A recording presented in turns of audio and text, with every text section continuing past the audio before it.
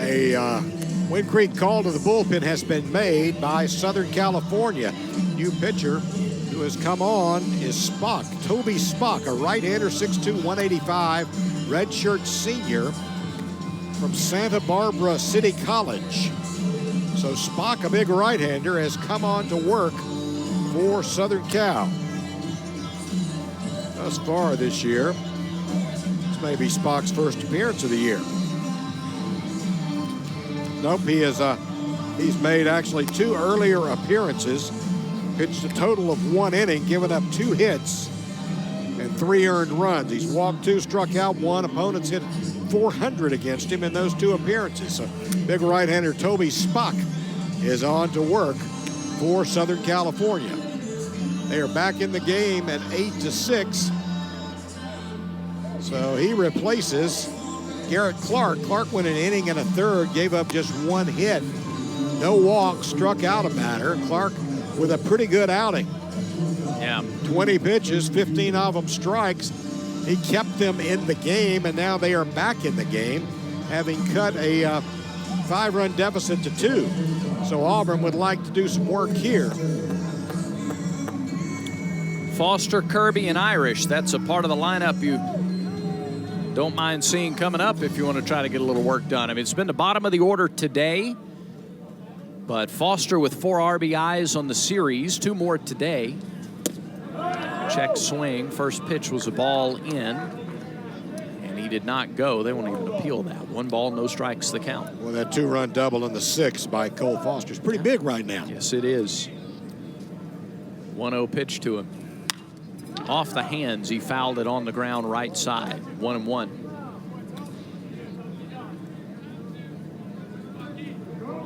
I want to say this, with everything that's going on today and tomorrow around campus, men's tennis is playing Arizona at 7:30 tonight in the blue-gray finals in Montgomery.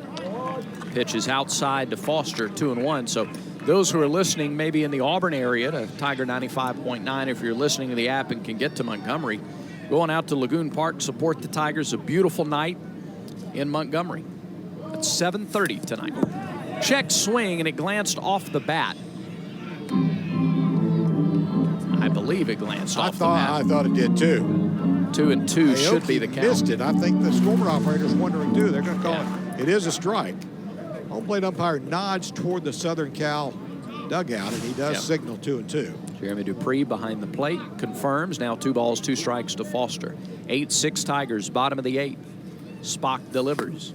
Fastball low. Count is full. Well, Spock gets it up there in a hurry. That was 94 on the fastball.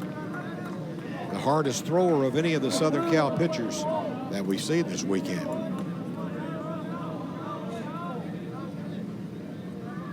The stretch by Spock and the payoff pitch. High ball 4. Great at bat, Cole Foster. Really good at bat. Really good at bat. He gave up the cheap strike on the check swing to hit the bat, but he still hung in there. And boy, that's going to bring a visit to the mound. The last thing Southern Cal wanted to see was a free base given up. There is activity in the bullpen. I can't tell who it is. Seth Etherton, the pitching coach, is the man who came out. Their head coach, Andy Stankiewicz, is usually the guy who makes the pitching change. I think this is just a meeting for a discussion. It's a different play down 2 in the 8th inning than it is down 5 oh, you're right. in the 8th. They might be looking at using a piece or making a move away from Spock faster than they would if it was still 8-3. It's early in the season, but in those first 2 appearances, left-handers hitting 400 against Spock. Right-handers hitting 264. Here's right-handed hitter Justin Kirby. But he is a fastball first guy, and he can get it up there to 95. Kirby trying to find some consistency at the plate. He's 0 for 4 today. Here's the pitch. High fly ball, right side out of play, 0-1.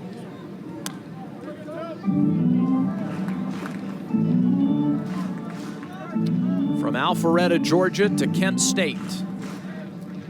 And now to Auburn. Earned a spot in right field. He takes a breaking ball high, 1-1. Aoki thought about a back pick. But Foster got back to first. I think they may have. Yeah, let's check. They may have changed behind the plate. Yes, Clift is the new catcher. The pitch misses up and in, 2-1. They pinch hit for Aoki. You're correct. I forgot that for a moment. Connor Clift is the catcher, senior from Anaheim. So it's Clift now working with Spock. 2-1. Swing and a miss. 2-2. That was a pitch he might have been able to do something with, but it's almost like he decided too late in the process to swing. One of those high ones that's tempting. You see it? You think it's high, but then you think, boy, I could drive this. 2 balls, 2 strikes, 1 on, nobody out, 8th inning. Throw to first. A little too close for comfort there. Foster able to get back in by the skin of his teeth. That's one of those could have gone either way, too. It could have gone up the line. Nice play over there by Lopez to keep it from getting past. The pitch. Off the hands, it's flied into center. Over is the center fielder, Auburn. He puts it away. Out number 1. Ball really carrying in the later innings today. I thought he kind of jammed him on the fist too, but Auburn wound up 5 steps in front of the warning track for that. Gives you an idea of Kirby's power. The wind's not really blowing right now. No, it's not. Here's Ike Irish. 2 more hits today for the freshman DH. Keeps on performing like that, he'll win a few co-freshman of the week honors in the SEC this season.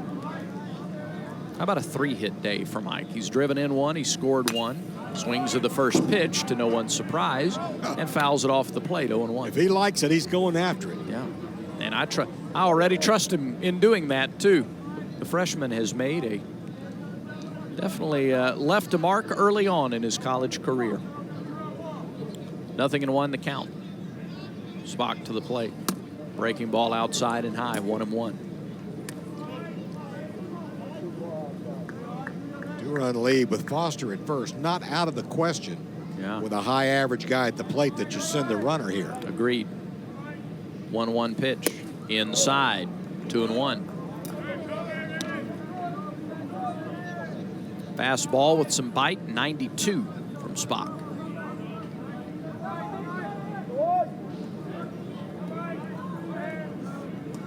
He comes set, the right-hander deals, and it's sliced foul up over the Auburn dugout. Late swing by Irish, 2-2.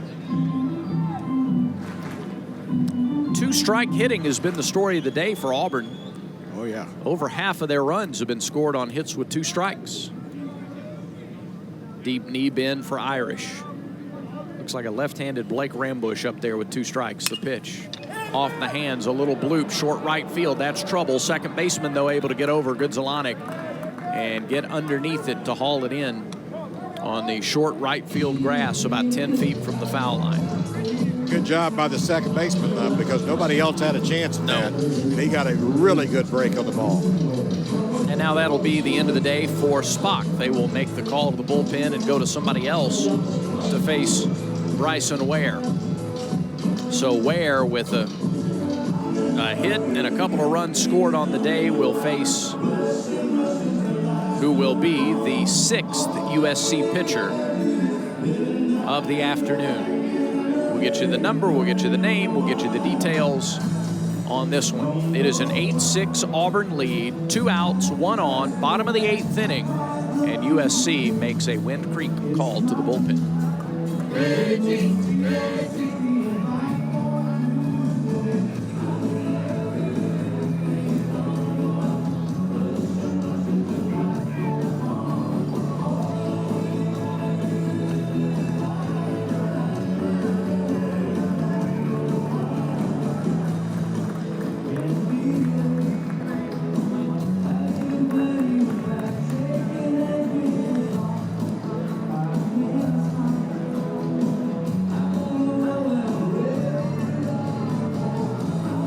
For Southern California is Kyle Wish, big right-hander.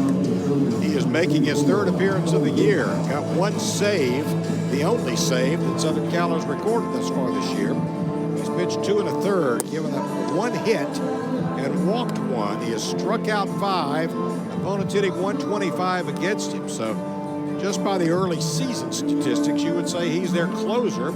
And they have decided to go ahead and try to get him in today and see if they can come back in the 9th inning from a 2-run deficit. So Kyle Wish will be the new pitcher. He's 6'4", 225 senior. Played high school ball in Nebraska, Hinsdale Central. He's from Clarendon Hills, Illinois. Well, you know why they took Spock out after only 16 pitches? Why is that? Well, they wanted to have the longest career, the most effective career possible. They wanted him to live long and prosper. That's a stretch. Okay. For Spock, he went 2/3 of an inning, walked 1, faced just 3 batters. So he retired a couple and walked a guy, and he's responsible for Cole Foster at first base as Kyle Wish comes in to face Bryson Ware, who has done some damage for Auburn. An RBI single. He walked and stole a base. He was hit by a pitch, and he scored 2 runs. I didn't get to use as many tennis puns as I wanted today, so I had to do that. You should come work the Bark in the Park game with us later this year. Andy loves that one in particular because of all my dog puns. Here's Bryson Ware. Ware has scored a couple of times. He's walked, he's singled, he's been hit by a pitch, he's driven in a run, he's lined out to second. First pitch from Wish. Flied right side. That'll reach the seats. Yeah, back row of the seats. 0-1 the count to Bryson. Wish is a hard thrower as well. Gets his fastball up into the low 90s, around 93. Also throws a slider, curve, and a change, straight change. He's a 4-pitch guy. Righty-righty matchup. The 0-1 to Ware. On the way. Breaking ball missed high and away. 1 ball, 1 strike. Foster, if Ware puts it in play, will be moving on contact. So if Bryson can find a gap somewhere, Foster with good wheels could tack on an insurance run.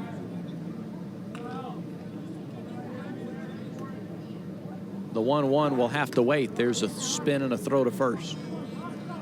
And Foster is back. Well, Auburn has seen just about everybody on the staff for Southern Cal. Wish their purported closer, you'd like to get a few pitches into him on a Saturday afternoon. 1-1 offering. Upstairs, 2-1.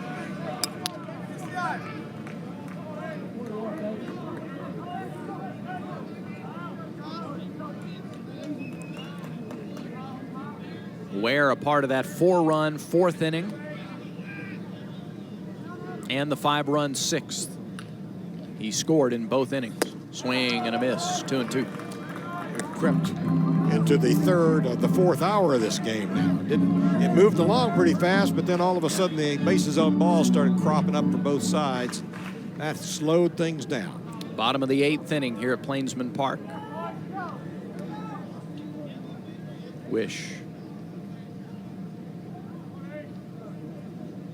Throws to first. Foster dives back in again. He almost ran out of time that time, too. That was a long stretch.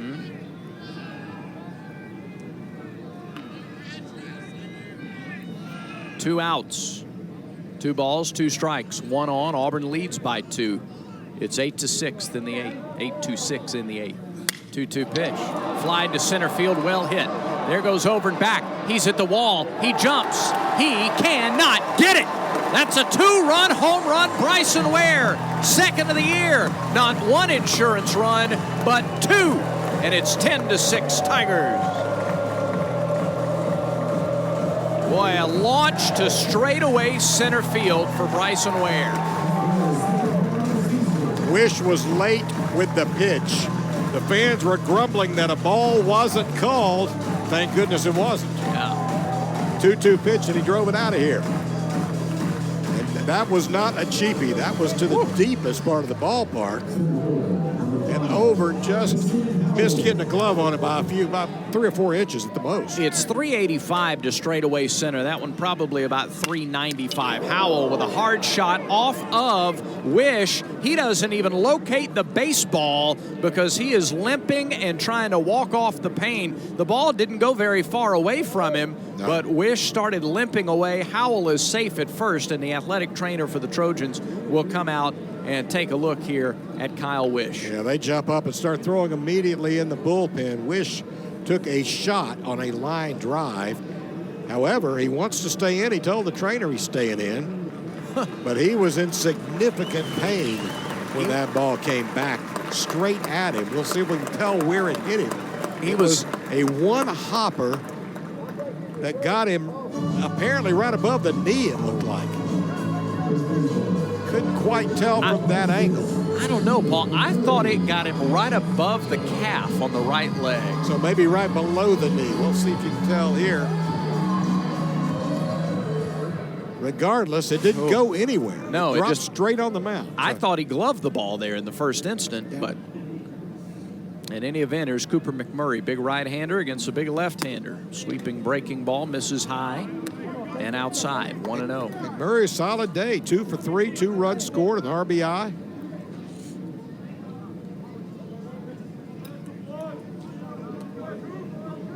Slightly open left-handed stance. 1-0 pitch. Inside, 2 balls, no strikes. And how does Wish respond after that rocket right back at him? I really thought he was more hurt than that, the way he just totally abandoned the ball and didn't attempt to make a play. He looked like he was in serious, serious pain. 2-0 pitches right through there. It's 2-1. Because if he finds the ball, he has plenty of time. It was a shot to the mound. 2 balls and a strike. 2 big insurance runs here in the inning. It's 10-6. Howell goes. The pitch, fly, right field and deep. McMurray sends it over the wall. Cooper McMurray with his first Auburn home run. It's 12-6 Tigers. That one scraped over the right field wall. But it got out of here in a hurry. Well, it was going to score the run because Howell was going from first, but that ball couldn't have cleared the right field wall by more than a foot or 2. A sinking line drive, hard hit, but not very high, and it got right over the edge of the wall. Right fielder looking up. Yeah, it landed right by a chair just behind the wall. All right, and that's going to be the end of the day for Wish. How about that? USC scores 3 times in the top of the 8th inning to narrow the game back to a 2-run contest. And Auburn responds with 4 in the bottom of the 8th and still batting. Just late bombs, 2 2-run homers. We've seen Auburn. Justin Kirby added an insurance run yesterday on a late inning home run. It wound up being a big factor, too. So this meeting on the mound, we'll see if that's all for Wish. I think it will be. There's a guy running toward the bullpen door right now. The entire infield is together. When Wish looked like he was injured, they got some guys up and throwing pretty quickly, and they are going to make a bullpen move here. All right, Auburn on top now, 12-6. 2 2-run homers in the bottom of the 8th inning. Ware and McMurray. And Auburn has lengthened its lead back out to 12-6. Give it the name and numbers on the new USC pitcher as the Trojans make another win freak call to the bullpen. The lead count.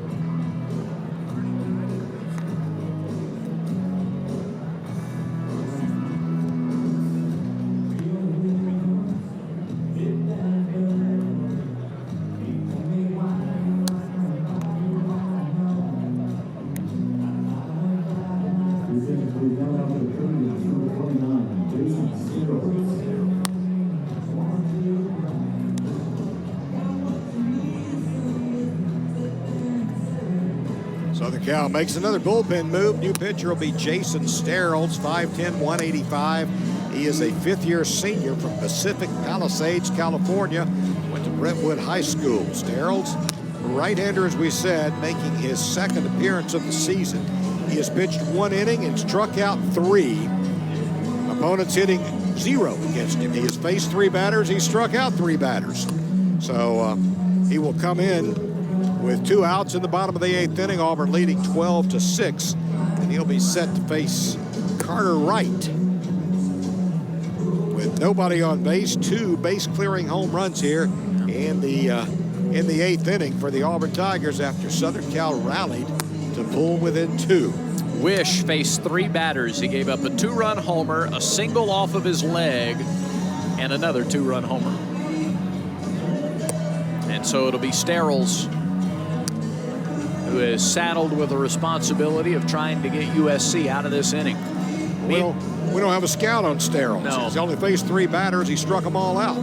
Meanwhile, we'll check the Yellowwood scoreboard. Ole Miss doubling up Maryland 12-6. They're in the 9th inning in Oxford.